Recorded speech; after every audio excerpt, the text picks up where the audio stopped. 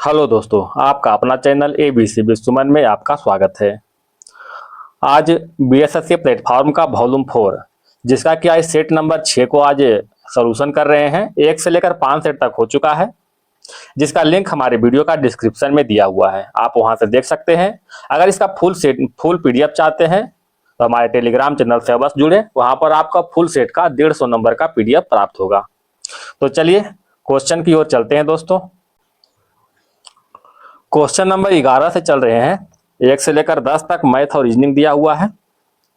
कहता है निम्नलिखित में कौन सा कथन सही है। सही का पता लगाने का रहा है। किसी वस्तु का द्रव्यमान उसके भार के समान होता है, ये गलत है। किसी वस्तु का द्रव्यमान उसके भार के समान नहीं होता है, ये बिल्कुल सही है दोस्तों। द्रव्यमान अदिश राशि है और भार सदिश राशि है। ठीक है, तो इसका आंसर कौन हो जाएगा? सी नंबर। क्वेश्चन नंबर 12 की ओर चलते हैं, देखिएगा। एक कार समान दिशा में कार्यरत बल F की क्रिया के तहत दूरी S के लिए विशेष दिशा में एक समान वेग V के साथ गतिमान है। बल द्वारा किया गया कार्य क्या होगा? तो बल द्वारा किया गया कार्य W बराबर क्या होता है दोस्तों? F into S। ठीक है, F into S। Question number 13 देखिएगा। यदि कोई व्यक्ति दूर की वस्तु को स्पष्ट रूप से देख सकता है लेकिन पास की वस्तु को स्पष्ट रूप से नहीं देख सकता है, तो नेत्र के दोष को किस लेंस का उपयोग करके ठीक किया जा सकता है?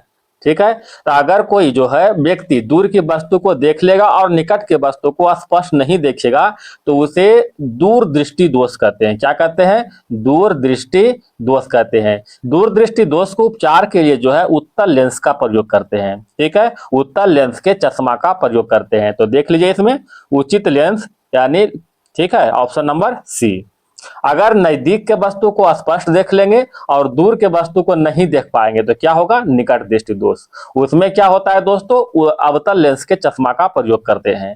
क्वेश्चन नंबर देखिएगा 14। फ्लेमिंग के बमहस्त नियम में माध्यमा अंगुली किस भौतिक राशि को दर्शाता है? माध्यमा अंगुली विद्युत धारा की दिशा को दर्शाता है। Option number C. चुंबकीय क्षेत्र के बारे में निम्नलिखित में कौन सा कथन सही है? चुंबकीय क्षेत्र के बारे में, यह एक अदिश राशि है, बोल रहा है यह एक अदिश राशि है, ये गलत है दोस्तों। क्या है? चुंबकीय क्षेत्र सदिश राशि है। याद रखिएगा, सदिश राशि है। यह केवल चुंबकीय क्षेत्र के बाहर स्थित होता है, ये भी गलत है। किसी भी बिंदु पर इसकी दिशा चुंबकीय दिक् सूचक द्वारा मापी जाती है, बिल्कुल सही है दोस्तों। ठीक है, option number C. Question number आगे ले रहे हैं दोस्तों, मैथ रीजनिंग आ गया है। क्वेश्चन नंबर 21 की ओर आते हैं। भारत में वैदिक काल की अवधि मानी जाती है। वैदिक काल की अवधि क्या है? 1500 से 600 ईस्वी पूर्व। 1500 से 600 ईस्वी पूर्व। एक सेकेंड दोस्तों, 1500 से 600 ईस्वी पूर्व। वैदिक काल के बारे में बात करते हैं तो इसको दो भागों में बांटा गया है। एक है ऋग वैदिक काल, ठीक है, ऋग वैदिक काल, ठीक है। एक उत्तर वैदिक काल। क्या है दोस्तों? उत्तर वैदिक काल। एक ऋग वैदिक काल और एक उत्तर वैदिक काल। ऋग वैदिक काल के जो अवधि दिया हुआ है, समय कितना है? 1500 ईस्वी से 1000 ईस्वी पूर्व तक, 1000 ईस्वी पूर्व तक। और उत्तर वैदिक काल की जो अवधि है 1000 से 600 ईस्वी पूर्व तक है। ठीक है, 1000 से 600 ईस्वी पूर्व तक। उत्तर वैदिक काल के दौरान ही सामवेद, अजुर्वेद, अथर्ववेद, ठीक है, ये सभी वेद का, उपनिषद का रचना हुआ था। ऋग वैदिक काल का मुख्य व्यवसाय क्या था? पशुपालन। और उत्तर वैदिक काल का मुख्य व्यवसाय कृषि था। याद रखिएगा। Question number 22। विजयनगर साम्राज्य की स्थापना कब हुआ था? विजयनगर के साम्राज्य की स्थापना 1336 में हुआ था। किसने किया था? हरिहर और बुक्का नामक दो भाई ने किया था, यानी 14वीं शताब्दी में हुआ था। Option number B. विजयनगर साम्राज्य के महान शासक कौन थे? कृष्ण देव राय। आप लोग जानते होंगे कृष्ण देव राय। ठीक है, कृष्ण देव राय। कृष्ण देव राय के शासन काल को ही तेलुगु के साहित्य के क्लासिक युग कहलाते हैं। ठीक है, तेलुगु साहित्य के क्लासिक युग। Question number 23। भारतीय राष्ट्रीय कांग्रेस की अध्यक्षता करने वाली पहली भारतीय महिला कौन बनी थी? बताइएगा। तो पहली भारतीय महिला की बात करते हैं तो सरोजिनी नायडू है।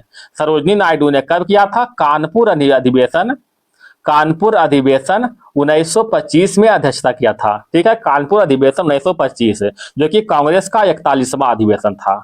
ठीक है, बताइएगा ये क्वेश्चन कि भारत की पहली महिला राज्यपाल कौन बनी है? सरोजिनी नायडू। याद रखिएगा, सरोजिनी नायडू भारतीय राष्ट्रीय कांग्रेस की पहली महिला अध्यक्ष। केवल जो है पहली महिला अध्यक्ष की बात करते हैं तो Annie Besant, sorry Annie Besant. ठीक है, याद रखिएगा एनी बेसेंट। एनी बेसेंट ने कलकत्ता अधिवेशन 1917 की अध्यक्षता किया था। क्वेश्चन नंबर 24, स्वामी दयानंद सरस्वती ने आर्य समाज की स्थापना किस वर्ष किया था? तो आर्य समाज की स्थापना जो है 1875 में किया था दोस्तों। याद रखिएगा 1875 में। स्वामी दयानंद सरस्वती की बात करते हैं तो इनका मूल नाम क्या है? इनका मूल नाम जो है मूल शंकर है। क्या है दोस्तों? मूल शंकर। इनका जो है गुरु का नाम क्या है? स्वामी बिरजानंद। स्वामी बिरजानंद। इनका मुख्य जो है क्या कहता नारा क्या है? वेदों की ओर लौटो। सत्यार्थ प्रकाश नामक पुस्तक की रचना किसने किया था? स्वामी दयानंद सरस्वती ने। क्वेश्चन नंबर 26 की ओर चले। हिंदुस्तान रिपब्लिकन एसोसिएशन की स्थापना कब किया गया था? हिंदुस्तान रिपब्लिकन एसोसिएशन की स्थापना 1924 में किया था। 1924 में हुआ था दोस्तों। इसका स्थापना कहां हुआ था? तो कानपुर में। कानपुर में इसका स्थापना हुआ था। एक है हिंदुस्तान सोशलिस्ट रिपब्लिकन एसोसिएशन, इसका स्थापना कब हुआ था? 1928 में। क्वेश्चन नंबर 26, कानपुर अधिवेशन 1925 की अध्यक्षता अभी बताए थे सरोजिनी नायडू। गांधी जी को विशेष रूप से चंपारण आने और वहां के कृषकों को दयनीय स्थिति को देखने हेतु किसने अनुग्रह किया था? किसने किया था? राजकुमार शुक्ल ने किया था। राजकुमार शुक्ल ने। ग्रेट बैरियर रीफ निम्नलिखित में किस देश के तट पर अवस्थित है? ग्रेट बैरियर रीफ ऑस्ट्रेलिया में स्थित है। ऑप्शन नंबर सी। भारत के किस मुस्लिम शासक ने जाजिया कर का प्रचलन किया था? तो जाजिया कर के प्रचलन की बात करें तो मोहम्मद बिन कासिम ने किया था। मोहम्मद बिन कासिम ने। जाजिया कर क्या है? जाजिया कर जो है एक गैर मुस्लिम यानी हिंदू से लिया जाने वाला एक धार्मिक कर था। क्या था? धार्मिक कर था। एक होता है जकात। जकात जो है मुसलमानों से लिया जाने वाला धार्मिक कर था। एक क्वेश्चन बताइएगा दोस्तों कि अरबों ने भारत पर पहला सफल आक्रमण कब किया था? तो 712 में किया था। 712 ईस्वी में किया था। किसने किया था? तो मोहम्मद बिन कासिम ने किया था। याद रखिएगा। क्वेश्चन नंबर 29 की ओर चले। निम्नलिखित में कौन सा स्थलीय ग्रह नहीं है? स्थलीय ग्रह कौन सा नहीं है? शुक्र, बृहस्पति, मंगल, अरुण। तो अरुण जो है एक स्थलीय ग्रह नहीं है। ठीक है, अरुण क्या है? स्थलीय ग्रह नहीं है। बताइएगा अभी टोटल ग्रहों की संख्या कितना है? तो टोटल जो है 8 ग्रह है। ग्रहों को 2 भागों में बांटा गया है। एक जो है पार्थिव ग्रह, क्या है दोस्तों? एक पार्थिव ग्रह और एक जो है बाह्य ग्रह। क्या है दोस्तों? बाह्य ग्रह। ठीक है, पार्थिव ग्रह। ठीक है, जिसमें पृथ्वी शामिल हो। कहने का मतलब बुध। पार्थिव ग्रह में कौन कौन है? बुध, शुक्र, पृथ्वी, मंगल। ये जो है पार्थिव ग्रह है। बुध, शुक्र, पृथ्वी और मंगल। बाह्य ग्रह मतलब बृहस्पति ग्रह। बृहस्पति ग्रह में कौन है? बृहस्पति, शनि, अरुण और वरुण। ठीक है, अरुण और वरुण ये बाह्य ग्रह के नाम से जानते हैं। क्वेश्चन नंबर आगे देखें दोस्तों, मैथ रीजनिंग है। क्वेश्चन नंबर 42 में आते हैं। 2 समान जल की बूंदें एक होकर बड़ी बूंद बनाती है। इस प्रक्रिया में क्या होता है? तो इस प्रक्रिया में ऊष्मा का अवशोषित होता है। ऊष्मा का अवशोषित होता है। क्वेश्चन नंबर 43, निम्न में कौन सा प्रक्रम रुद्धोष्म नहीं हो सकता? बताइएगा। बर्फ का जमना जो है रुद्धोष्म नहीं हो सकता। क्वेश्चन नंबर 44, वेबसाइट द्वारा बनाई गई छोटी टेक्स्ट फाइल जो उस स्टेशन के लिए अस्थायी रूप से उपयोगकर्ता के कंप्यूटर में संग्रहित होती है वह कहलाती है। वह क्या कहते हैं? उसे कुकीज कहते हैं। ऑप्शन नंबर सी। रदरफोर्ड के परमाणु मॉडल के बारे में निम्नलिखित में कौन सा कथन गलत है? बताइएगा कौन सा कथन गलत है? परमाणु में एक धन आवेशित केंद्र होता है जिसे नाभिक कहते हैं। ये जो है गलत है। एक क्या है दोस्तों? ये सही है। ठीक है, परमाणु में एक धन आवेशित केंद्र होता है जिसे क्या कहते हैं? नाभिक। नाभिक में क्या होता है दोस्तों? प्रोटॉन प्लस न्यूट्रॉन होता है। ठीक है, नाभिक के आकार परमाणु के आकार के तुलना में छोटा होता है। नाभिक की आकार परमाणु के आकार के तुलना में छोटा होता है, ये भी सही है दोस्तों। ठीक है। कहता इलेक्ट्रॉन नाभिक के चारों ओर दीर्घवृत्ताकार पथ में परिक्रमा करते हैं, ये गलत है। ठीक है, क्या है, ये गलत है, यानी ऑप्शन नंबर क्या हो जाएगा, सी हो जाएगा। क्वेश्चन नंबर देखिएगा 46 से आते हैं, 46 में मैथ रीजनिंग है दोस्तों, आगे देखें। क्वेश्चन नंबर 51 में देखिएगा, ला नीना किस महासागर में उत्पन्न होती है। ला नीना प्रशांत महासागर में उत्पन्न होता है। कहां होता है, प्रशांत महासागर में। लाल नीना जो है एक स्पेनिश भाषा है जिसका अर्थ क्या होता है, छोटी लड़की, छोटी लड़की, याद रखिएगा, छोटी लड़की। एक है अल नीनो, क्या है दोस्तों, अल नीनो, अल नीनो, इसका ए भी, इसका अर्थ स्पेनिश भाषा में क्या होता है, छोटा लड़का, याद रखिएगा, छोटा लड़का। अल नीनो का अर्थ छोटा लड़का और ला नीनो का अर्थ छोटी लड़की। अल नीनो जो है कहां बहता है, ये जो है पेरू तट में, याद रखिएगा। और ला नीनो क्या है, प्रशांत महासागर में उत्पन्न होता है। क्वेश्चन नंबर 52, भारत में किस देश के साथ 26 राफेल मरीन लड़ाकू विमानों के लिए किस देश के साथ समझौता किया है। तो यह फ्रांस के साथ समझौता किया है। यह समझौता कितना में हुआ था, तो 63,000 करोड़ रुपया में हुआ था, 63,000 करोड़ रुपया में। क्वेश्चन नंबर 53, पालघाट स्थित है। पालघाट कोयम्बटूर और पालकापड़ के बीच स्थित है, ऑप्शन नंबर सी। पालघाट जो है नीलगिरी और अन्नामलाई पहाड़ी के बीच केरल में स्थित है। कहां स्थित है, केरल में, नीलगिरी और अन्नामलाई पहाड़ी के बीच। एक होता है भोर घाट, क्या होता है दोस्तों, भोर घाट, जो कि मुंबई और पुणे के बीच है। ठीक है, याद रखिएगा, भोर घाट। एक होता है थाल घाट, थाल घाट किसके बीच है, थाल घाट जो है मुंबई और नासिक के बीच है, मुंबई और नासिक के बीच है थाल घाट। ठीक है, मुंबई और नासिक। एक है सेनकोट, सेनकोट कहां स्थित है, तिरुवनंतपुरम और मदुरै के बीच। क्वेश्चन नंबर देखिएगा 54 में आते हैं, गांधी सागर बांध निम्नलिखित में किसका हिस्सा है। तो गांधी सागर बांध जो है चंबल परियोजना का हिस्सा है। ठीक है, ऑप्शन नंबर 1। बताइएगा भाखड़ा नांगल बांध जो है किस नदी पर बनाया गया है। भाखड़ा नांगल बांध सतलज नदी पर बनाया गया, किस नदी पर, सतलज नदी पर, याद रखिएगा। ठीक है, कोसी परियोजना, कोसी परियोजना जो है किस नदी पर बनाया गया है, यह जो है कोसी परियोजना बिहार में है और कोसी नदी में बनाया गया है। एक क्वेश्चन बताइएगा, भारत की पहली बहुउद्देशीय नदी घाटी परियोजना कौन सा है। तो दामोदर घाटी परियोजना। इसका स्थापना कब हुआ था, 1948 में दामोदर घाटी की स्थापना हुआ था। क्वेश्चन नंबर 55, भारतीय संविधान के उद्देशिका में 42वें संविधान संशोधन द्वारा निम्न में से कौन सा शब्द नहीं जोड़ा गया है। बताइएगा, समाजवादी, पंथ निरपेक्ष और अखंडता को जोड़ा गया है, गणराज्य को नहीं जोड़ा गया है दोस्तों, ऑप्शन नंबर डी। 42वें संविधान संशोधन कब हुआ था, 1976 में। इसे मिनी कॉन्स्टिट्यूशन के नाम से जानते हैं, क्या कहते हैं, मिनी कॉन्स्टिट्यूशन। संविधान सभा के समक्ष उद्देश्य प्रस्ताव कब पारित हुआ था। तो उद्देश्य प्रस्ताव जो है संविधान सभा के समक्ष 13 दिसंबर 1946 को जो है प्रस्ताव प्रस्तुत किया गया था। यह पारित कब हुआ था, यह पारित जो है 22 जनवरी 1947 को अपना लिया गया था, यानी पारित हो चुका था।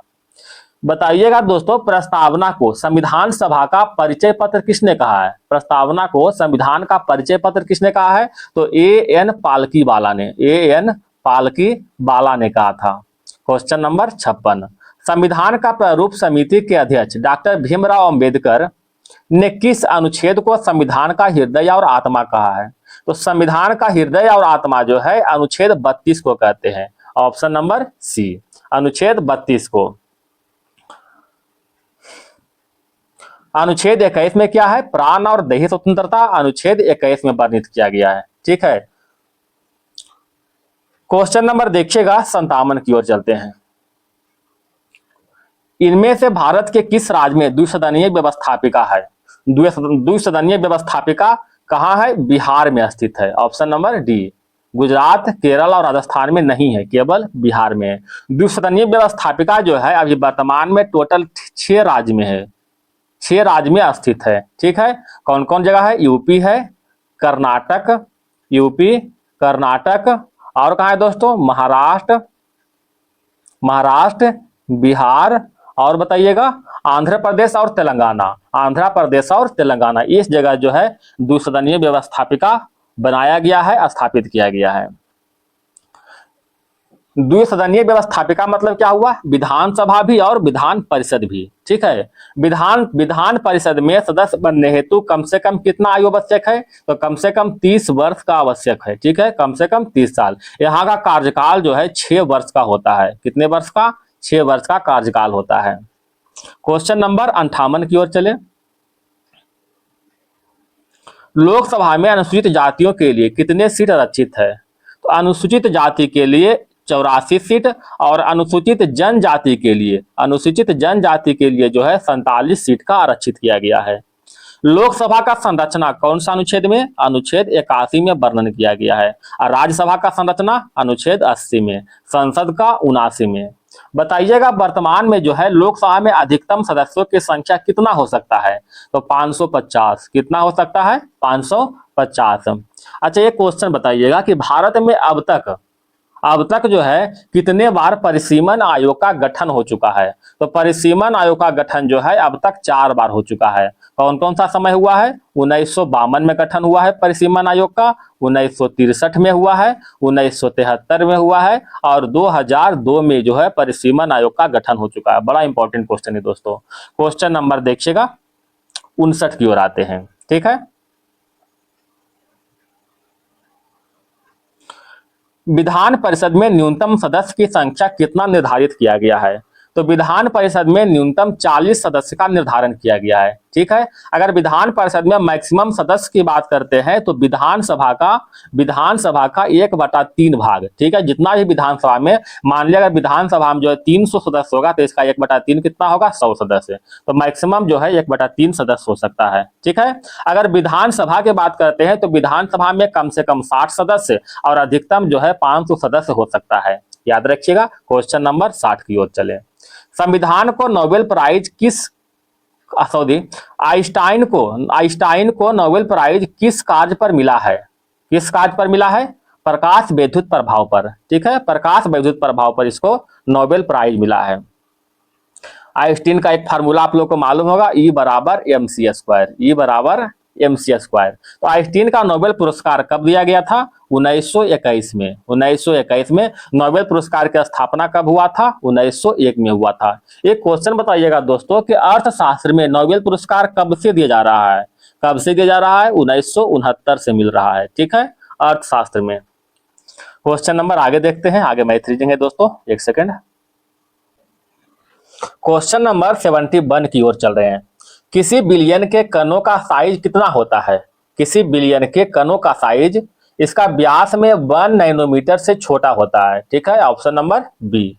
कार्बन एक अस्थिर यौगिक क्यों बनाता है, कहता है कार्बन एक अस्थिर यौगिक क्यों बनाता है, क्योंकि जो है छोटे आकार के कारण कार्बन प्रबल आबंध बनाता है। Option number B.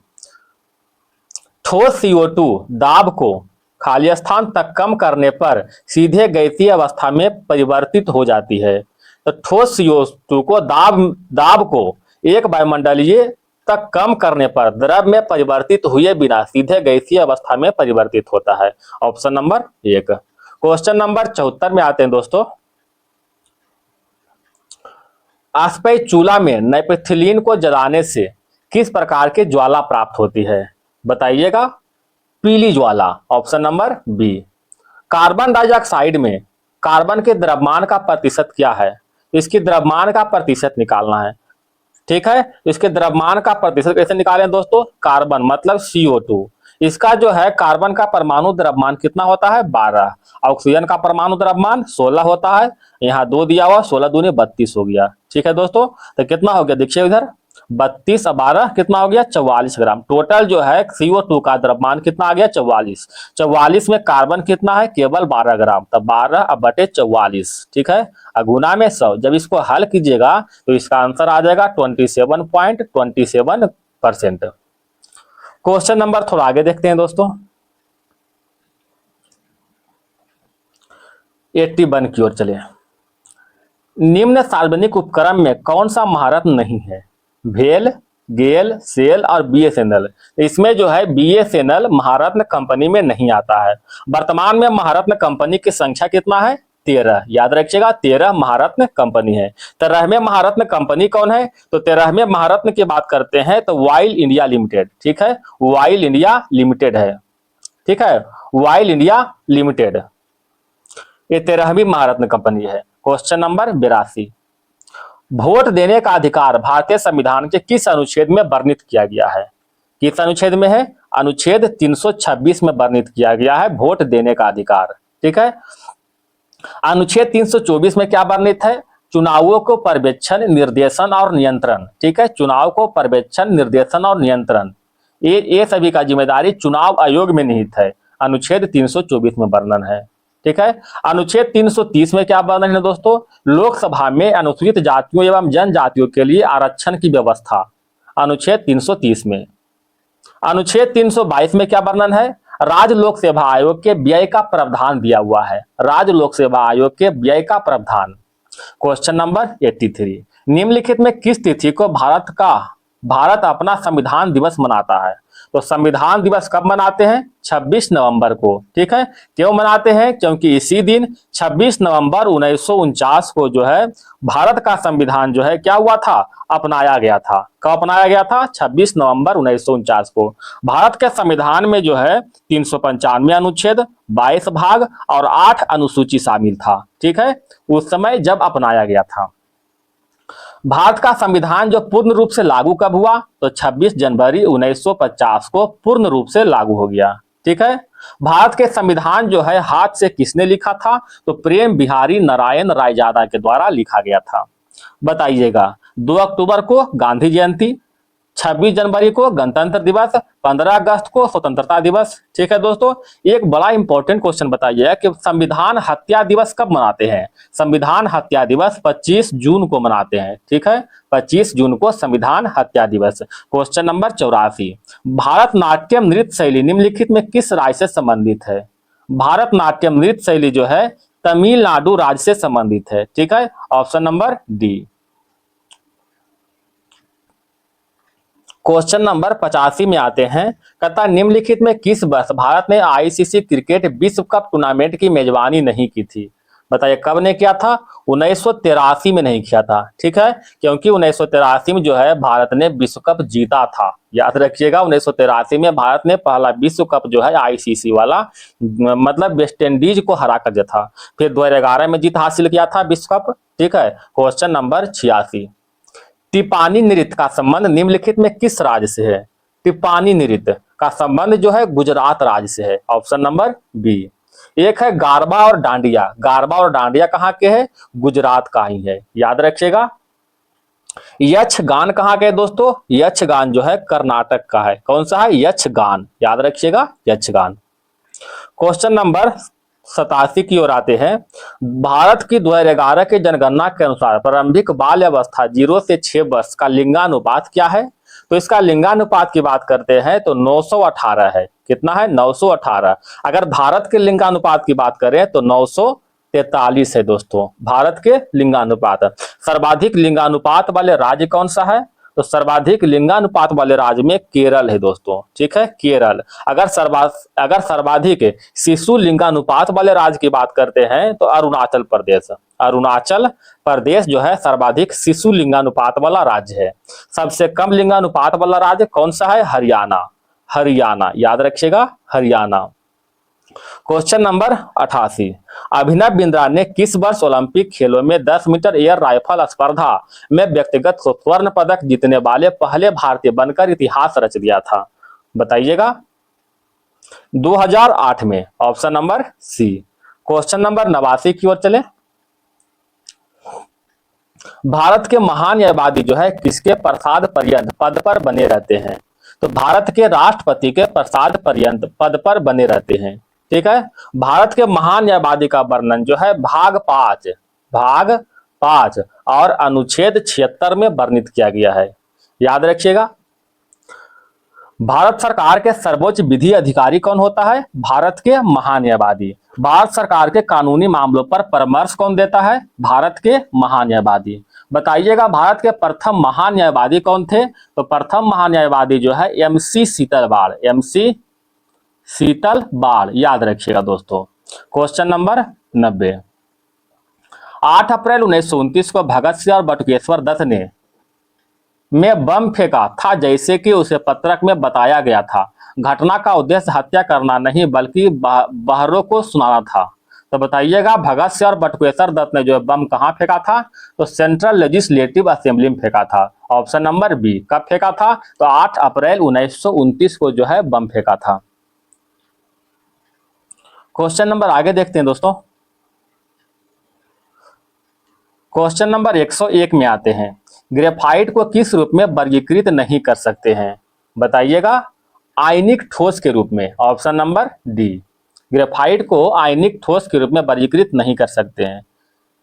Question number 102, कोशिका के सरल पदार्थ के लिए प्रोटोप्लाज्म शब्द किसने गढ़ा था? प्रोटोप्लाज्म शब्द जो है पुरकिंजे ने गढ़ा था। Option number 1। प्रतिवर्ती चाप तंत्रिका तंत्र किस भाग में बनते हैं? परिवर्ती चाप जो है तंत्रिका तंत्र के मेरु रज्जु बनते हैं। ऑप्शन नंबर बी, मेरु रज्जु। क्वेश्चन नंबर देखिएगा 104, निम्नलिखित में किसमें झिल्ली युक्त कोशिकाओं का अभाव होता है? किसमें होता है? तो केवल प्रोकैरियोटिक कोशिकाओं में, केवल प्रोकैरियोटिक कोशिकाओं में झिल्ली युक्त कोशिका का अभाव होता है। थायरॉक्सिन हार्मोन संश्लेषण के लिए क्या आवश्यक है? क्या आवश्यक है? आयोडीन। थायरॉक्सिन हार्मोन का स्राव कहां से होता है? थायराइड नामक ग्रंथि से होता है। ठीक है, थायराइड नामक ग्रंथि से। थायरॉक्सिन हार्मोन को जो है कभी कभी T4 के नाम से भी जानते हैं, ध्यान रखिएगा।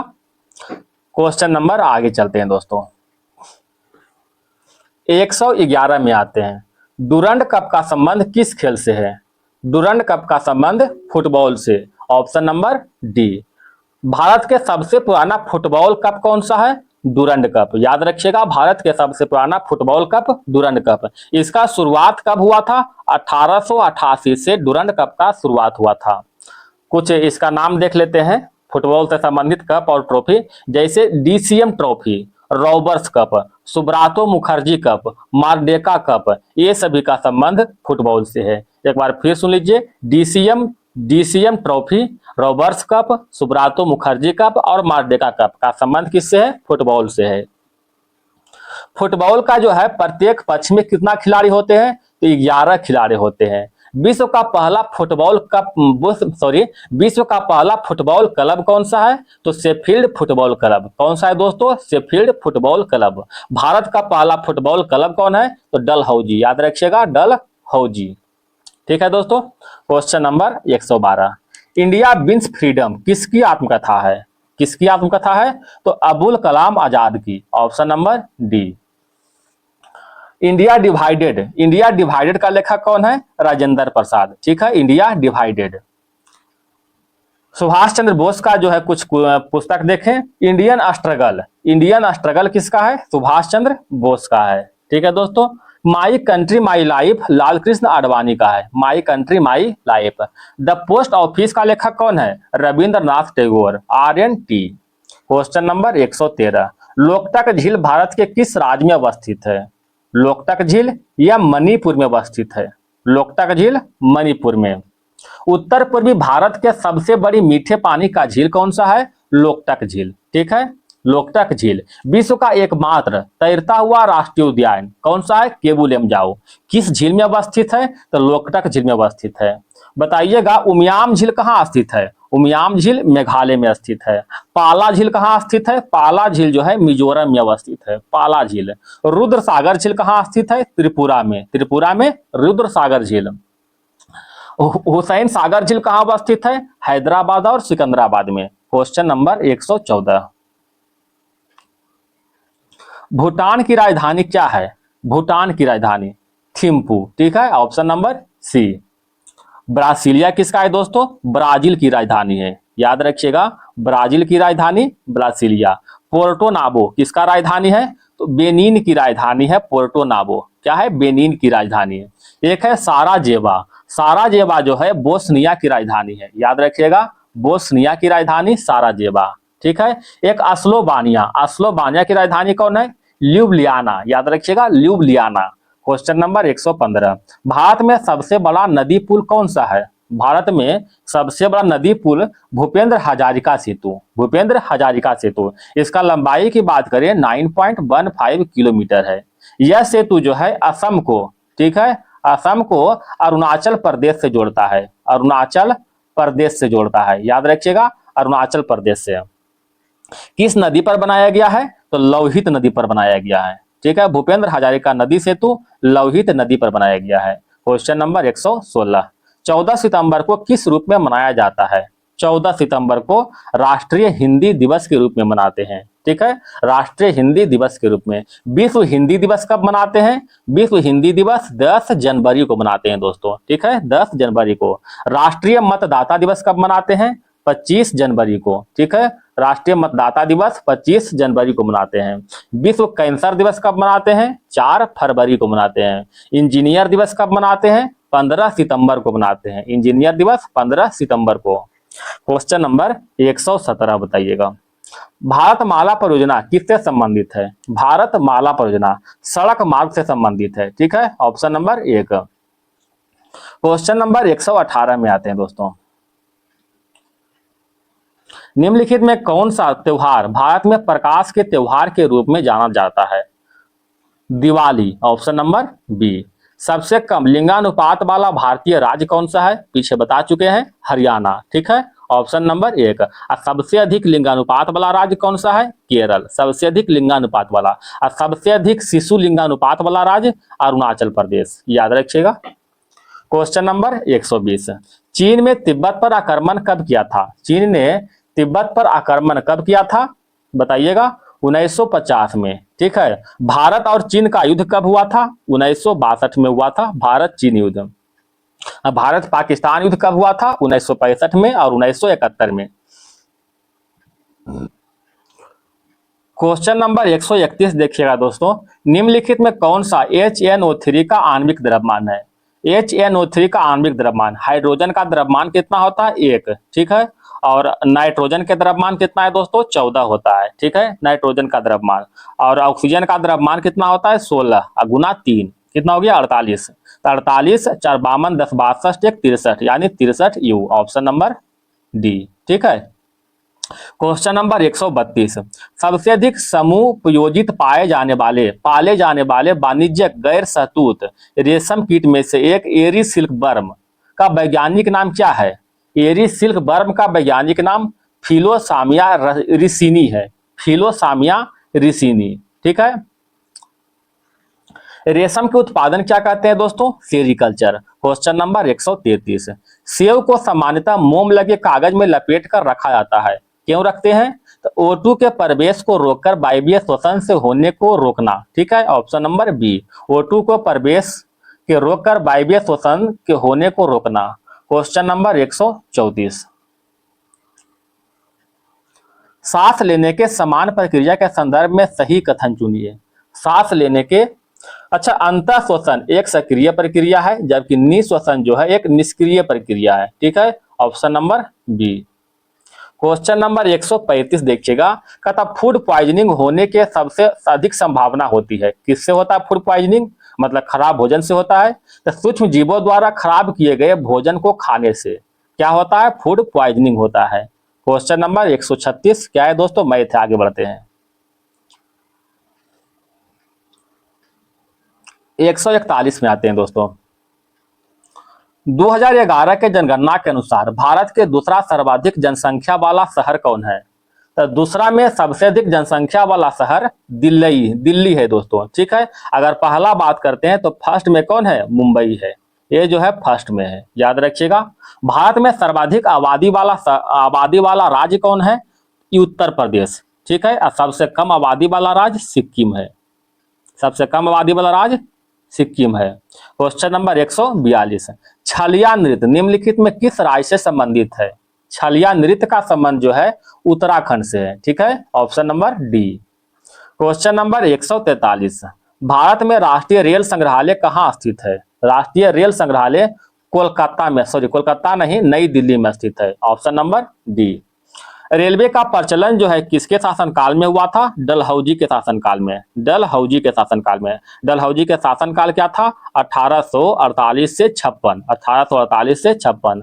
रेलवे का विस्तार किसके शासनकाल में हुआ था? तो करजन के शासनकाल में। करजन का शासनकाल क्या था? 1899 से 1905। ठीक है, इसमें जो है रेलवे का विस्तार हुआ था। भारतीय रेलवे बोर्ड की स्थापना कब हुआ था? 1905 में हुआ था, याद रखिएगा 1905 में। राष्ट्रीयकरण कब हुआ था? 1950 में। ठीक है, क्वेश्चन नंबर 144 देखते हैं दोस्तों। निम्नलिखित में कौन सा टूर्नामेंट हॉकी से संबंधित है? हॉकी से। रंगास्वामी कप। रंगास्वामी कप का संबंध हॉकी से। अंतर्राष्ट्रीय हॉकी महासंघ की स्थापना कब हुआ था? 1924 में हुआ था। हॉकी मैच की अवधि जो है 60 मिनट का होता है। भारत का राष्ट्रीय खेल हॉकी है, याद रखिएगा। भारत ने अंतिम बार ओलंपिक खेलों में हॉकी का स्वर्ण पदक कब जीत गया था? तो 1980 के मास्को ओलंपिक में। 1980 के मास्को ओलंपिक में जो है स्वर्ण पदक जीत गया था भारत। Question number 145। पंचायती राज संस्थानों के लिए राज्य वित्त आयोग का गठन कितने वर्षों में एक बार किया जाता है? बताइएगा। तो हर एक 5 वर्षों में। ठीक है, हर एक 5 वर्षों में एक बार गठन होता है। किस अनुच्छेद के तहत? तो अनुच्छेद 243 का। अनुच्छेद 243 का आई के तहत राज्य वित्त आयोग का गठन होता है। राज्य वित्त आयोग का गठन होता है, याद रखिएगा। और वित्त आयोग का गठन कब होता है? वित्त आयोग। वित्त आयोग कौन सा अनुच्छेद में है? वित्त आयोग जो है अनुच्छेद 280। क्वेश्चन नंबर 146 देखिए दोस्तों। योजना आयोग को कब और किसके द्वारा नीति आयोग से प्रतिस्थापित किया गया? 2015 में एनडीए सरकार के द्वारा। Option number B.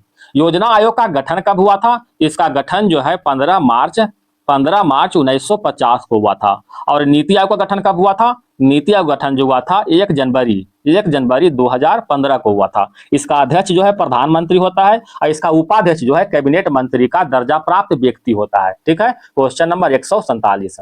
4 से 15 मई 2025 तक बिहार राज्य के कितने जिले में खेलो इंडिया यूथ गेम्स का आयोजन किया जाएगा?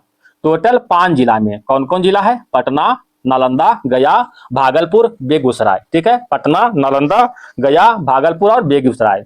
इसका शुभंकर की बात करते हैं तो शुभंकर क्या था? गज सिंह, याद रखिएगा, गज सिंह। Question number 148। भारत का राष्ट्रपति द्रौपदी मुर्मू को किस देश का डॉक्टरेट के मानद उपाधि प्रदान किया गया था?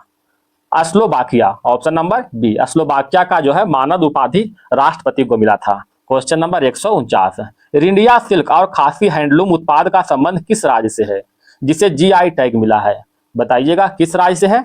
मेघालय राज्य से। ठीक है, option number C. Question number 150 last question. The India I saw नामक पुस्तक किसकी आत्मकथा है? The India I saw S Ambujammal की आत्मकथा है। Option number C. क्वेश्चन समाप्त हो चुका है दोस्तों। अगर वीडियो पसंद आए तो वीडियो को लाइक और सब्सक्राइब जरूर करें, अपने दोस्तों में शेयर करें। धन्यवाद दोस्तों।